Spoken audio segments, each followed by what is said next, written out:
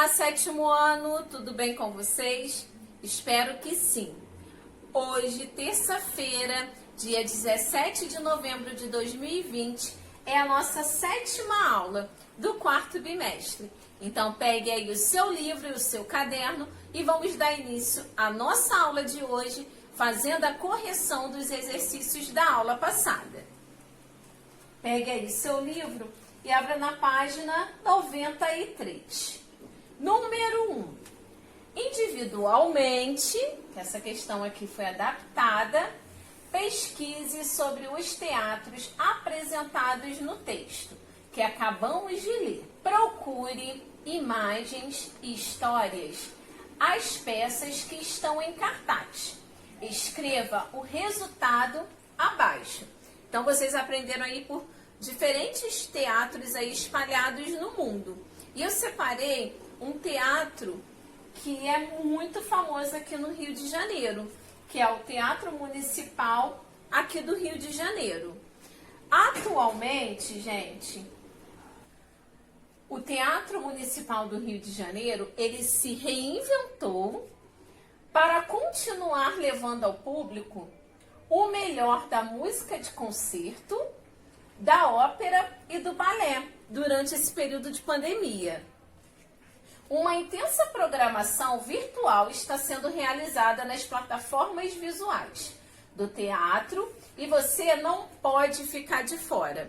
Então, se você tiver interesse, quiser assistir uma apresentação aí virtual, basta você ir nos links abaixo ou acessar nas redes oficiais, ok? Então, vocês podem acessar o link que eu vou estar disponibilizando aí no portal ou as redes sociais. E lá vocês vão conseguir ver toda a programação aí que o teatro está oferecendo às pessoas virtualmente.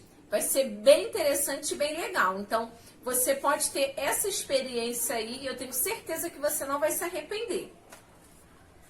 Dando continuidade, voltando aqui, número 2. Você conhece alguma casa de espetáculo ou um teatro de sua cidade? Pesquise histórias e imagens sobre ela e as peças que estejam em cartaz e escreva o resultado abaixo. Em seguida, apresente para a turma o resultado da pesquisa. Aqui na Baixada Fluminense nós podemos encontrar algumas casas de espetáculo. Eu separei uma que eu acho que vocês conhecem. Essa daqui é a fachada do Complexo Cultural de Nova Iguaçu, aonde se encontra o Teatro Silvio Monteiro. Ele possui um teatro com um projetor digital e 142 lugares, uma biblioteca, salas de exposição, acervo multimídia, biblioteca infantil do Ziraldo, sala de diversidade e tudo isso dentro de um único complexo cultural, que é o Complexo Silvio Monteiro. Então, ele fica localizado ali em Nova Iguaçu, no centro de Nova Iguaçu. Eu já tive a oportunidade de assistir várias peças lá e eu separei a imagem para vocês poderem ver como que é a parte aqui do teatro, né? Então, tem a capacidade para 140 pessoas. Então, aqui é o palco, onde os atores se posicionam aqui atrás, fazem toda a preparação, e aqui é o palco do espetáculo, e aqui os lugares. É bem legal, eu já tive a oportunidade de ficar bem aqui na frente e também aqui nessas fileiras aqui atrás. Então, assim, eu consegui assistir, ouvir muito bem o que os atores estavam falando. Agora, na próxima página, página 96, turma, deixa eu conferir. Não, perdão, 94. Vamos discutir a partir dos conhecimentos adquiridos. Número 1. O teatro de rua tem o mesmo valor cultural que o realizado dentro de uma instituição? E aí, você acha que tem o mesmo valor cultural? Sim, pois o teatro de rua traz inspiração para os teatros maiores, e ambos são formas válidas e importantes de teatro. Então, tem sim o mesmo valor cultural. Dando continuidade, página 96. Número 1. Pesquisando no dicionário, deu o significado de A. Narrador, aquele que conta a história. B. Diálogo, conversação entre dois ou mais indivíduos. C. Monólogo, cena de peça em que o ator está sozinho falando no palco consigo mesmo. Letra D. Aporte, ajuda. Letra E. Dramaturgo, escritor de peças teatrais. E letra F.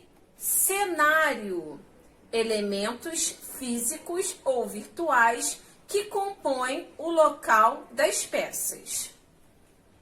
E agora que nós já fizemos aí a correção dos exercícios da aula passada, nós vamos dar início aos conteúdos da nossa aula de hoje.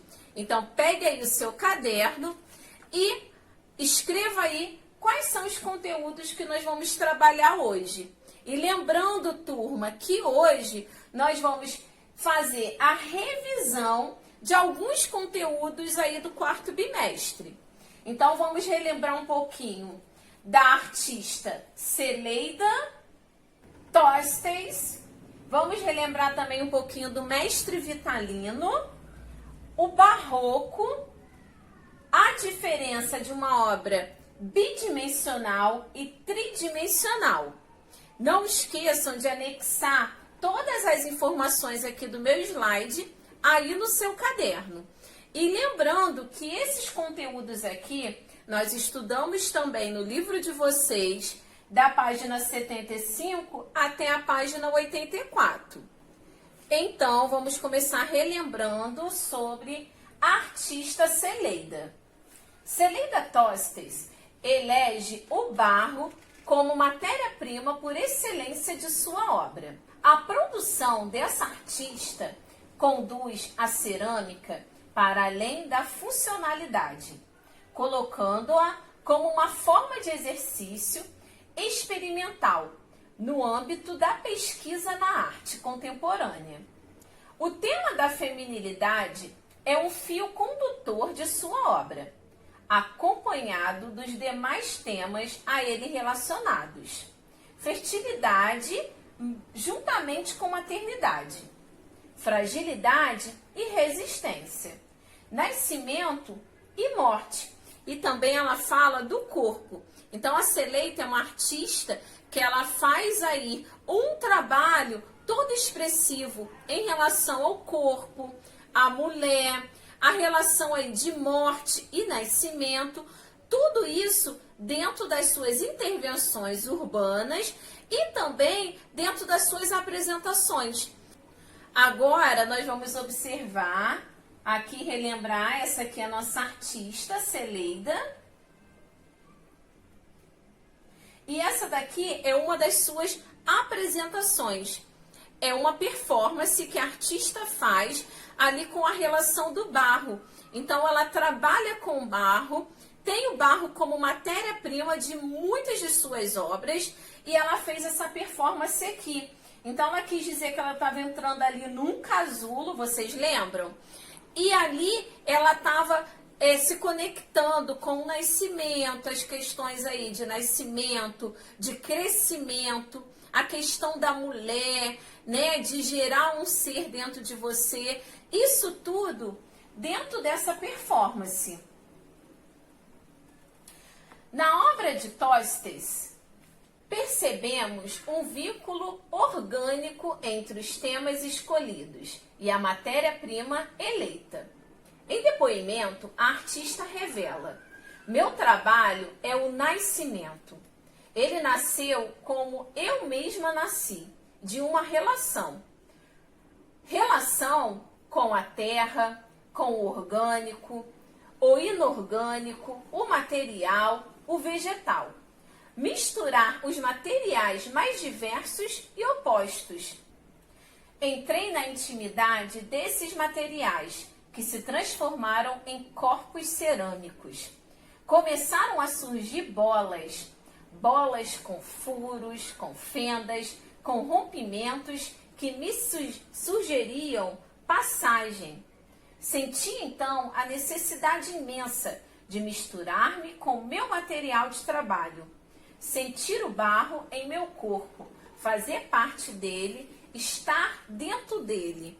Então, esse trecho ela fala quando ela teve a ideia de fazer aquela performance. Essa que nós acabamos de ver aqui a imagem. Então, foi todas essas sensações que ela teve e então ela resolveu, fazer essa performance aqui utilizando o material que ela usa no dia a dia dela, que é o barro.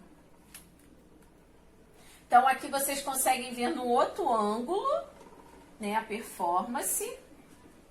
E aqui, umas de suas esculturas. Então, nós vamos observar algumas esculturas da artista, também utilizando barro como matéria-prima principal.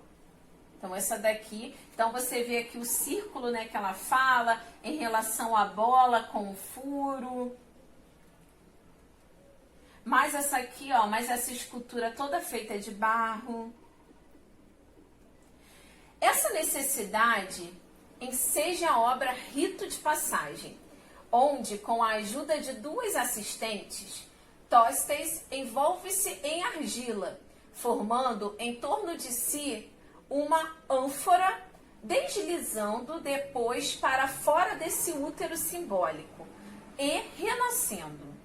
Agora vamos relembrar aqui o momento final ali da performance da artista. Então aqui você consegue ver que ela fez desse espaço aqui como se fosse um útero e que aqui ela estaria renascendo.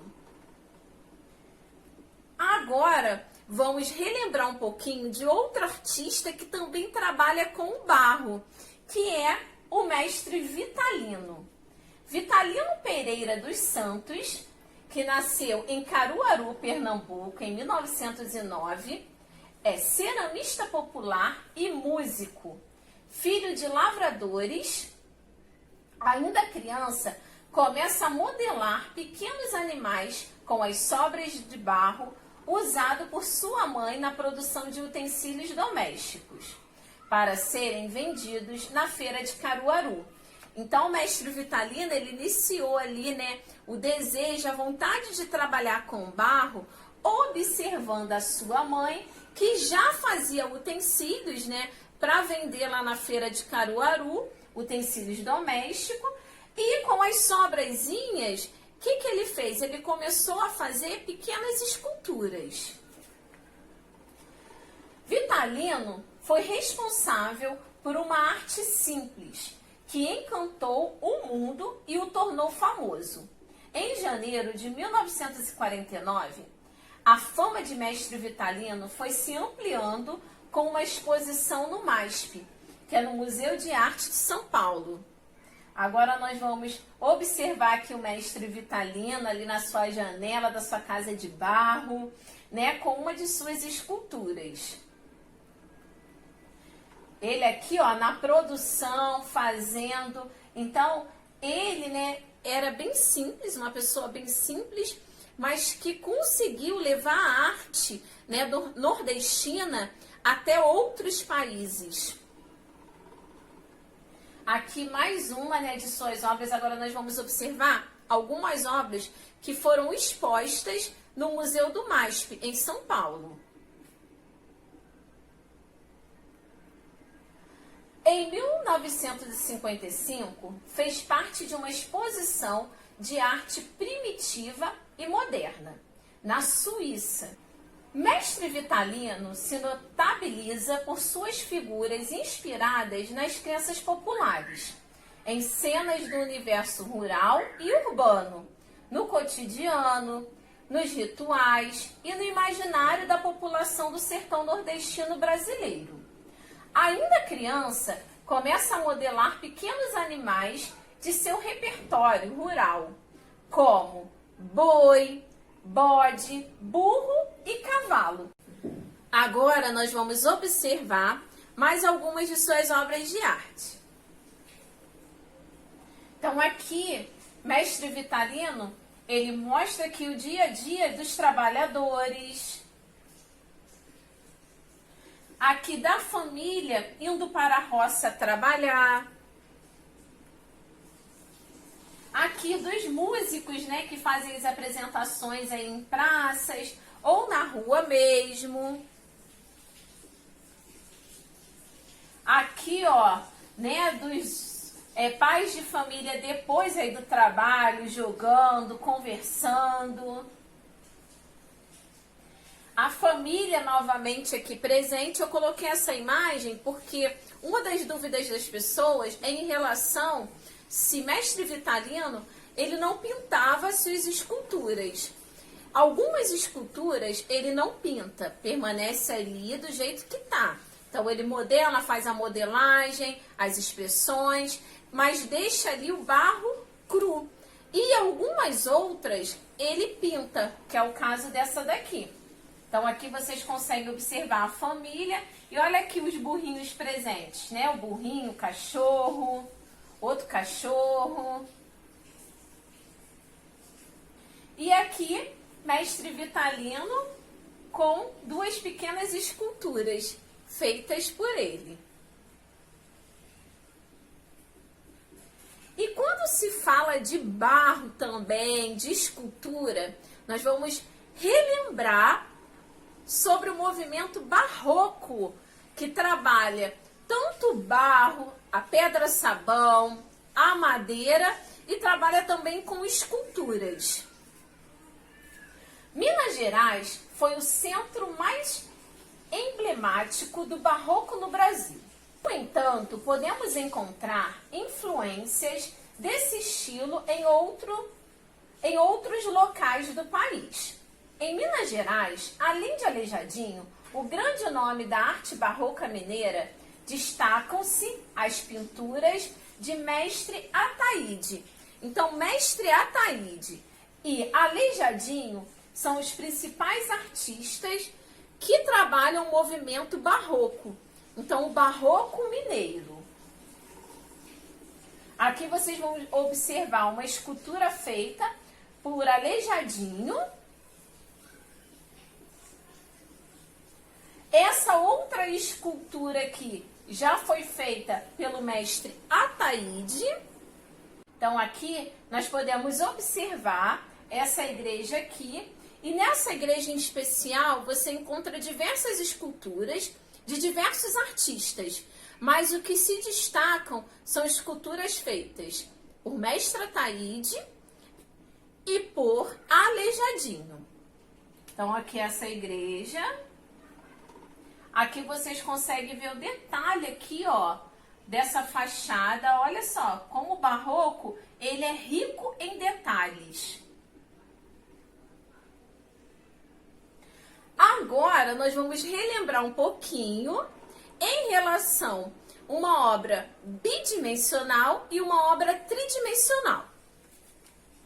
As duas dimensões são comprimento e largura. Estas, em conjunto, estabelecem uma superfície plana, sobre a qual podem ser dispostas marcas visíveis, planas, que não têm profundidade. Devem ser figurativas ou abstratas. É uma criação humana. O desenho, a pintura, a impressão, o tingimento ou mesmo a escrita são atividades que levam diretamente à formação do mundo bidimensional. Então, nós podemos observar aí que as obras bidimensionais, elas têm duas dimensões, que é o comprimento e a largura. Vivemos, de fato, em um mundo tridimensional, o que vemos à nossa frente não é uma imagem plana, tendo somente comprimento e largura, mas um espaço com profundidade física, a terceira dimensão. Então, a obra, quando ela é tridimensional, ela tem 3 dimensões. Ela tem o comprimento, a largura, mas também tem profundidade. Qualquer objeto pequeno, leve e próximo pode ser pego e girado em nossas mãos. Cada movimento do objeto mostra um formato diferente, porque a relação objeto e nossos olhos foi modificada. É na mente humana que o mundo tridimensional ganha o seu significado. Então, nós podemos ver que tudo que está aí à nossa volta é tridimensional, porque tem as 3 dimensões. Agora, aqui, vocês vão observar um desenho bidimensional, mas esse desenho, ele tem a ilusão ótica de profundidade. Então, você consegue ver aqui, ó, a profundidade aqui, mas tudo isso é uma ilusão ótica, porque esse desenho, ele tem apenas 2 dimensões, ele é plano. Esse outro desenho também, olha a questão da profundidade aqui. Então, vocês conseguem observar aqui a questão da profundidade, aqui também nesses elementos. Mas esse desenho também tem apenas 2 dimensões. Nós podemos ver novamente a ilusão ótica aqui. Olha que desenho legal, bem interessante, né? Então, esse desenho, ele dá a impressão que ele tem 3 dimensões, mas é apenas ilusão ótica. Na verdade, ele é um desenho bidimensional. Mas os detalhes, esses detalhes aqui fazem a diferença, porque é através desses detalhes que nós conseguimos criar uma ilusão ótica. Já essa outra imagem aqui é uma imagem tridimensional. Então, aqui você vê que tem a questão aqui do desenho, mas essa questão aqui do óculos, que ele não é desenhado. Então, juntou o objeto com o desenho e essa obra se tornou tridimensional. Agora que vocês relembraram um pouquinho aí alguns dos conteúdos que nós estudamos no 4º bimestre, vocês irão fixar esses conteúdos respondendo essas questões aqui. Número 1.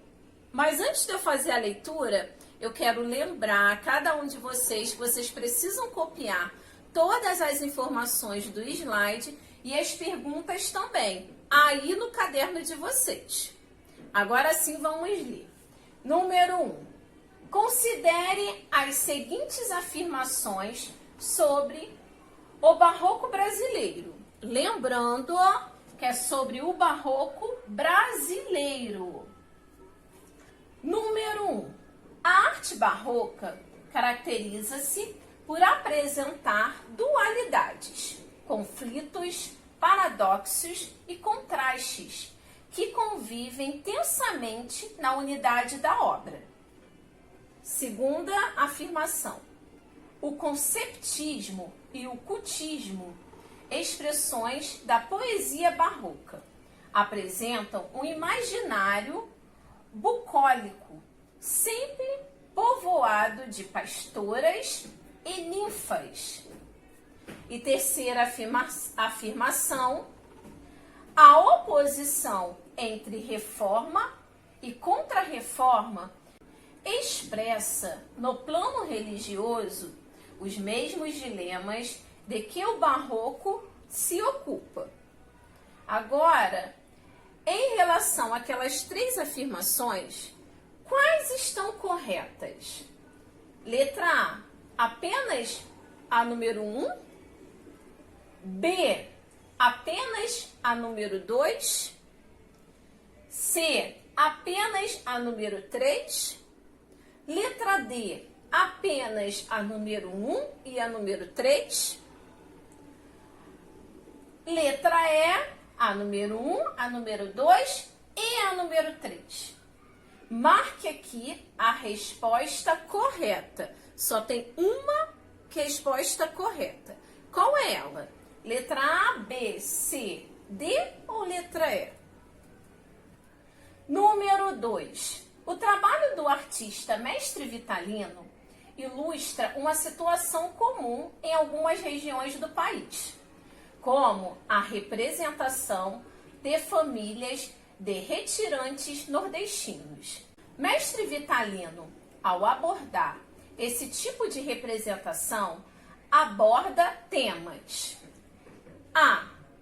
Do folclore e da mitologia nordestinos. B. Do patrimônio material nordestino. C. Do meio ambiente regional. D. Da memória social local. Qual alternativa é a correta em relação ao tema que é representado nas obras de Mestre Vitalino, quando ele representa as famílias nordestinas? Dando continuidade, número 3. Qual a diferença de uma obra de arte bidimensional para tridimensional? Turma, encerramos por aqui a nossa aula de hoje. Faça aí todos os exercícios, sempre com muita atenção, muito capricho e muita dedicação. Nos vemos semana que vem, uma terça-feira abençoada. Um super beijo e um forte abraço. Fiquem com Deus.